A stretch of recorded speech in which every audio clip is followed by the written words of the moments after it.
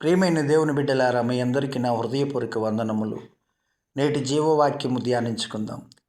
నీ దేవుడు నీకు బలము కలుగ నియమించి ఉన్నాడు. కీర్తనల గ్రంథము 68వ కీర్తన 28వ చరణము. ప్రియ దేవుని బిడ్డ, ఈ వాగ్దాన వాక్యమును బట్టి మనం నేర్చుకోవలసినటువంటి విషయం ఏమిటంటే, సంసోనును మహాబలుడు అని మనం పిలుస్తాం. దేవుడు అతనికి మహాపరాక్రమమును బలమునిచ్చి ఉన్నాడు.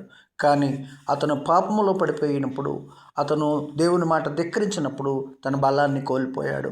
ఆ రీతిగా బలాన్ని కోల్పోయిన తాను మరలా దేవునిని వేడుకొనగా దేవుడు అతనికి బలము కలిగినట్లుగా అనుగ్రహించి ఉన్నాడు.